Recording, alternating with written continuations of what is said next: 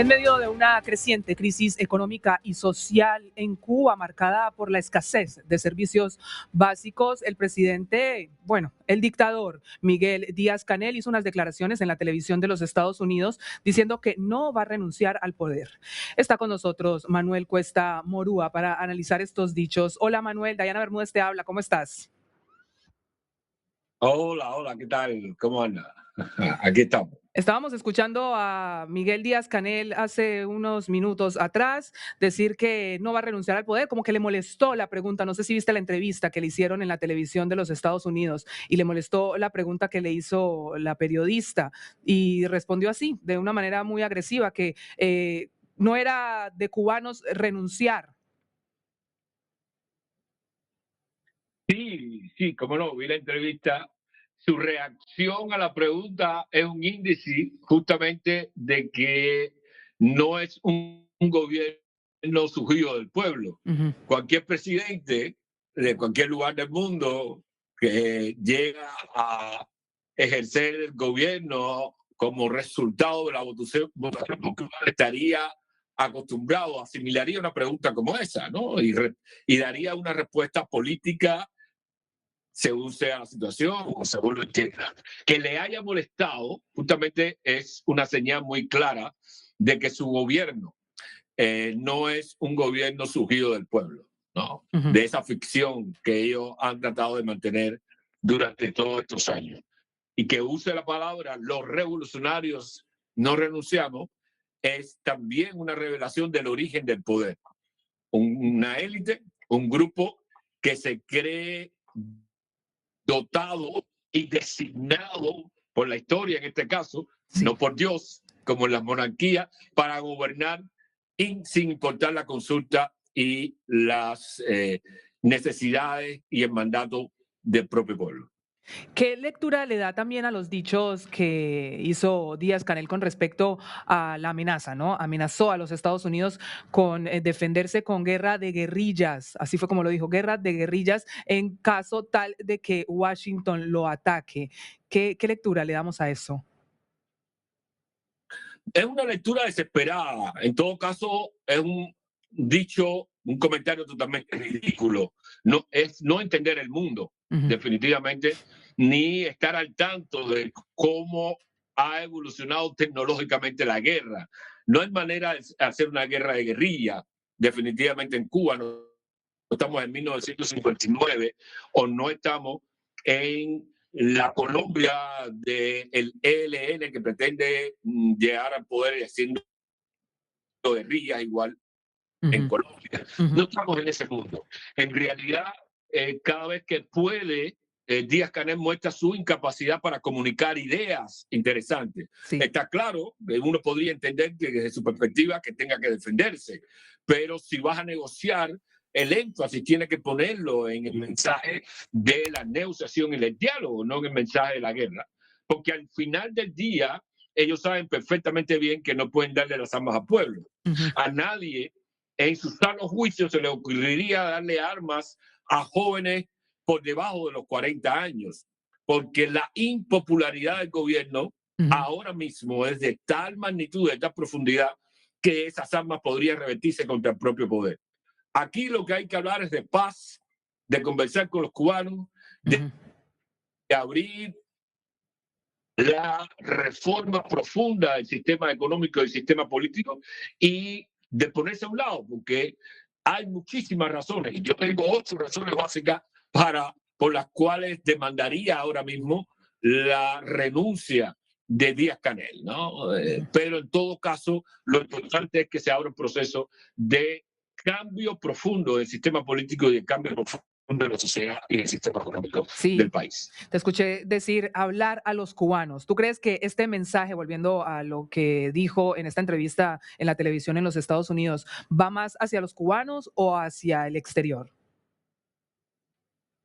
Yo creo que va más hacia los cubanos, ¿no? Para enviar el mensaje también de que están atrincherados y de que cualquier rebelión popular va a ser hostigada, Controlada. va a ser reprimida Sí. y va a ser controlada por el poder. Yo creo que es un mensaje interno Ya Estados Unidos ha dejado claro, lo hizo hace un par de días la vocera de la Casa Blanca, cuando le preguntaron si Cuba era la próxima, ella dejó claro de que Cuba no era la próxima después de Irán.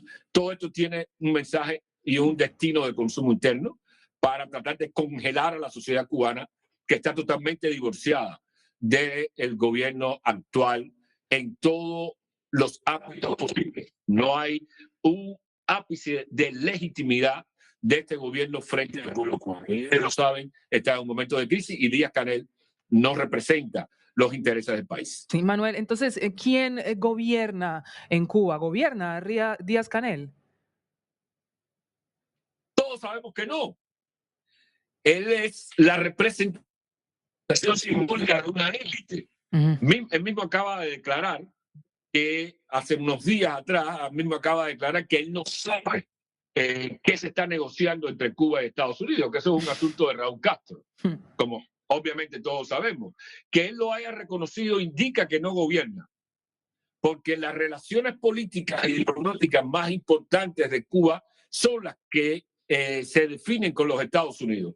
Si el presidente de un país no está en el centro de la conversación en torno a las relaciones políticas y diplomáticas o críticas de Cuba, que son con los Estados Unidos, es una evidencia absolutamente clara de que Díaz-Canel no gobierna. Y no solo no gobierna, sino que no está cumpliendo en los términos del propio régimen y del propio poder, no está cumpliendo con la capacidad comunicativa que hace falta para representar simbólicamente los intereses del poder. Por eso no solo le están pidiendo la renuncia desde el Departamento de Estado, se le ha pedido desde la sociedad cubana antes que lo hiciera el Departamento de Estado, y somos claros y conscientes de que muchos en la élite también quisieran de que él se hiciera a un lado. Es lo mejor para salvar algo de su propio legado. ¿Usted podría definirme cuál es el rol del cangrejo? Yo creo que el cangrejo es el mensajero de la élite, es mensajero. Recordemos que lo que ha dejado claro esta negociación bajo presión es que detrás de todas las instituciones y de la ficción republicana del país hay una monarquía gobernando. Y esa monarquía tiene un mensajero. Y ese mensajero ha sido Guillermo Cangrejo. Lo que define son otros. Para mí hay una dinastía de 5 personas de apellido Castro, que son los que están rigiendo los destinos del país en su hora más crítica. Uno es Guillermo como el mensajero, el otro es Alejandro, el hijo de Raúl Castro. Otro, obviamente, el rey es Raúl Castro. Una cuarta persona que es Fraga, el flamante nuevo ministro de Comercio Exterior. Y una quinta persona que es Mariela Castro, que tiene una función dentro de esta dinastía de 5 familiares. También, de alguna manera, con un medio de comunicación básicamente que tienen hacia la sociedad cubana en Sandro Castro, que es el que adelanta de una manera popular los mensajes que se cuecen en el poder.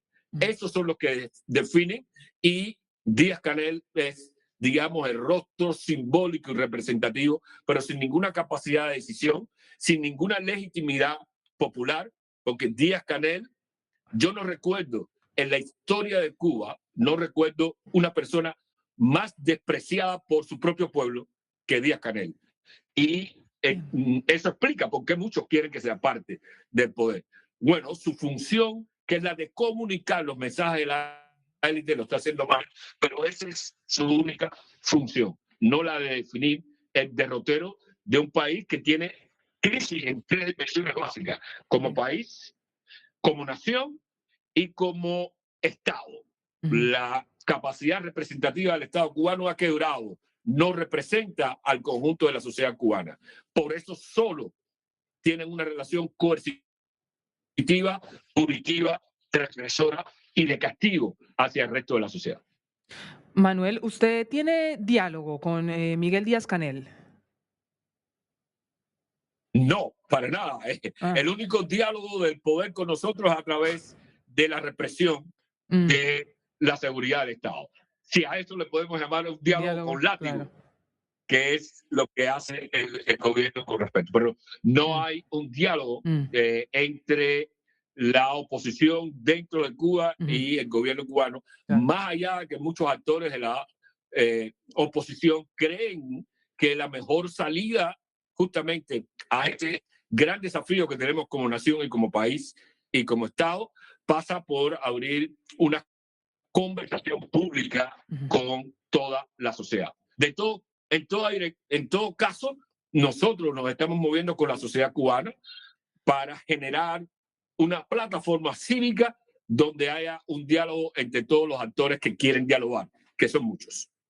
Quiero hablarte también de la población, ¿no? ¿Cómo vive el ciudadano cubano, por ejemplo, la acumulación de basuras, la falta de combustible, bueno, la crisis energética y todo esto que tiene que ver con las faltas en los servicios básicos? Sí, sabemos que todo el mundo ya lo conoce, no se puede enmascarar.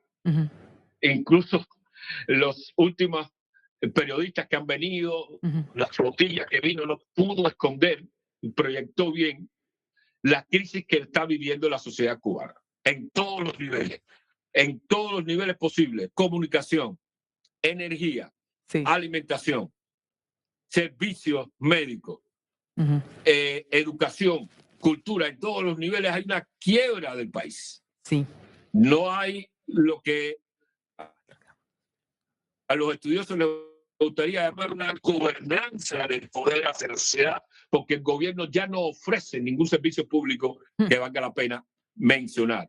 Todo lo que la sociedad necesita para satisfacer es a través del sector privado. Sí. Pero los grandes servicios públicos están en quiebra.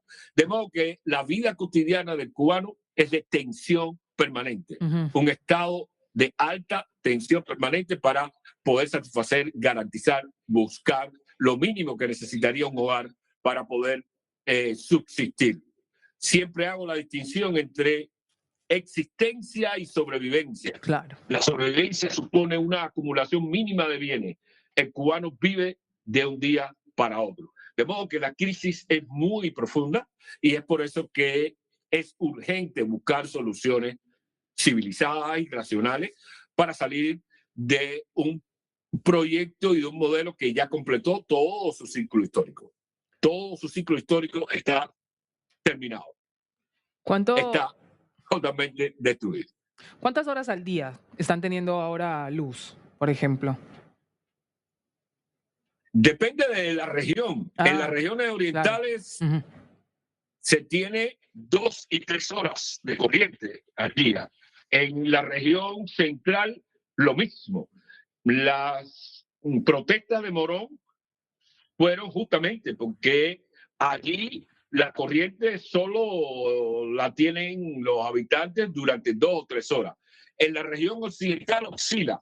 Básicamente se tiene entre 4 y 5 horas de corriente al día, también dependiendo del municipio.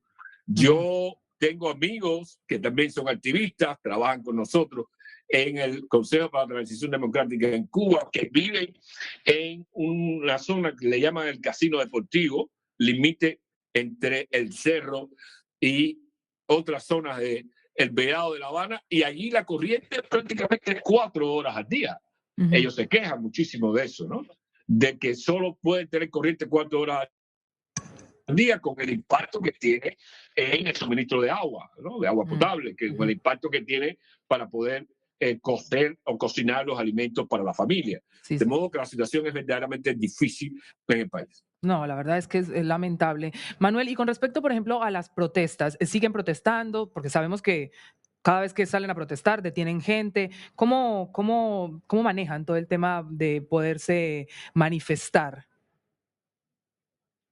Bueno, las protestas son permanentes, ya son sistemáticas. Es parte del paisaje de la sociedad cubana. Por ahí suele decirse en algunos medios de comunicación de que en Cuba no pasa nada. Bueno, eso no es verdad. En Cuba no pasa nada de orden dramático en términos de protesta social, pero todos los días hay protestas. Ha habido durante 14 días protestas, en toda la región occidental. En estos últimos días en un reparto en un barrio muy populoso, el más populoso de la capital, en 10 de octubre, la región de Santo Suárez, el tramo de Santo Suárez, ahí han habido cacerolazos todas las noches. Han habido cacerolazos y protestas de la gente. Lo mismo en otras provincias. Esto es parte ya del paisaje de normalización de la protesta social frente al régimen y indica un cambio fundamental en la sociedad cubana, una sociedad que quiere otra cosa y que se lo está haciendo saber al régimen de cualquier manera.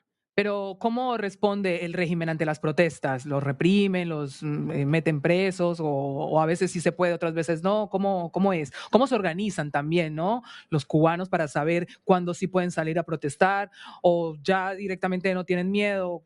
Cuéntame un poquito como en detalle eso. Miedo hay, definitivamente, ¿no?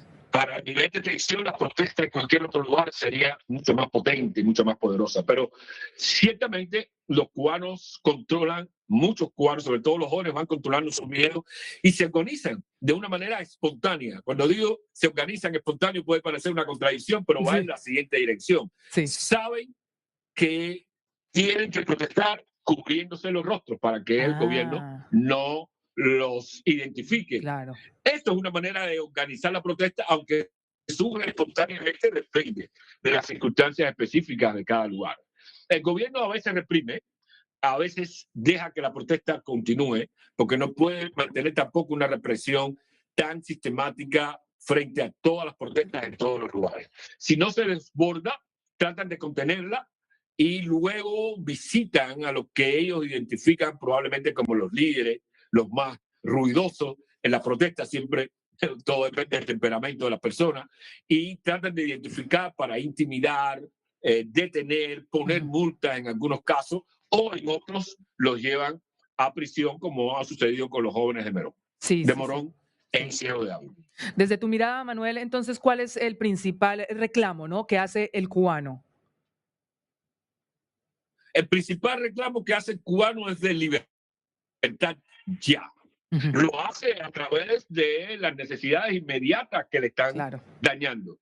Pero al lado de la demanda de más agua y más luz, siempre está la demanda de libertad. Eso me gustaría dejarlo claro. Está la demanda de que el gobierno tiene que abrir paso a la sociedad y permitirle desarrollar sus propias ideas. Porque estamos en un país, afortunadamente, donde la sociedad cubana va por delante de su gobierno en términos de imaginación, de propuestas, de ideas. Esto es un dato importante y se está expresando en cada una de estas protestas. No importa dónde sea, no importa que sea en la ciudad, no importa que sea en una zona rural, no importa que sea en Occidente, en Oriente. Todas las demandas van en esa misma dirección. Y yo creo que eso es un cambio, una inflexión fundamental que ya se está produciendo en la sociedad cubana, que ya se sentó en la sociedad cubana y que nos abre posibilidades y caminos hacia construir lo que queremos, los cubanos, la democracia, el bienestar, la prosperidad, las libertades fundamentales y una sociedad donde todos nos reconozcamos en nuestra diversidad y en nuestra pluralidad. Usted ha sido una de las voces más importantes, ¿no?, de la oposición en Cuba. ¿Qué piensan de los dichos de Trump? Bueno, Trump va respondiendo básicamente a sus estrategias globales, porque de alguna manera eso marca su proyección en cada caso. Lo que sí parece claro, dos cosas sí parecen claras de parte de los Estados Unidos, y una es que quieren seguir presionando en la dirección de los cambios en el país. Dos, lo segundo claro, desde mi perspectiva importante, de que estos cambios tienen que ser a través de herramientas políticas, no de reproducir o el modelo venezolano o lo que ha sucedido en Irán. Bueno, Estas dos perdón cosas que te interrumpa. me parecen importantes. Sí, porque también quería preguntarte eso. ¿Cuál sería el tipo de transición, ¿no?, que proponen o que propones que tú pusieras en la mesa en caso tal de que Cuba pueda entrar en una transición? Una transición que pase primero de todo por la liberación de los prisioneros políticos, una amnistía por la cual estamos luchando y trabajando. Ese es el primer paso que le indicaría que hay proceso de transición y es el primer paso por el que apostaríamos. Seguido de una sólida y profunda reforma del Código Penal y de todas las leyes que siguen sancionando el ejercicio de los derechos para, en todo caso, y en esa dirección pasar a buscar garantías para las libertades fundamentales. Ese sería un segundo paso que nosotros estaríamos proyectando en una posible negociación, un posible diálogo. Garantías para el ejercicio de las libertades fundamentales. A partir de ahí, un diálogo político a tres bandas. Un diálogo entre autoridades y la sociedad cubana, una conversación pública que nos parece importante, un diálogo de la oposición con la comunidad internacional, con los Estados Unidos, porque en la mesa de negociación tienen que estar las demandas de la sociedad cubana, de la sociedad civil, tienen que estar las demandas de la ciudadanía, no solo las demandas de los intereses. Y un cuarto paso que es fortalecer y garantizar que las instituciones políticas, los partidos políticos, el pluralismo político, los movimientos políticos que tienen intereses de competir por el poder, tengan todas las condiciones y todas las garantías para terminar, en todo caso, en un proceso de elecciones libres y democráticas que puede ser programado según las dinámicas mismas de la transición. Sobre el fondo de una gran ayuda humanitaria para el país. El país necesita ayuda humanitaria sólida y seguir profundizando las reformas económicas a partir de garantía a los inversionistas, que, por cierto, deben ser a todos los que quieran invertir, todos los cubanos, porque se habla de invitar a los extranjeros, pero también hay cubanos dentro del país con recursos que están listos y preparados para invertir en la economía nacional. Y creo que por ahí van los pasos hacia la transición. El camino a la transición a través de un diálogo nacional que implique a todos los cubanos de dentro y de fuera. Manuel Cuesta Morúa, líder opositor cubano, nos acompañó hoy. Gracias, Manuel, por estar siempre con nosotros, tan dispuesto y ayudarnos como a entender un poquito más desde adentro, desde Cuba, toda la situación. Ustedes nos ayudan también a entender con sus preguntas, porque es difícil el cuadro de la realidad cubana para entenderlo y comprenderlo. Muchas gracias por la invitación. Gracias.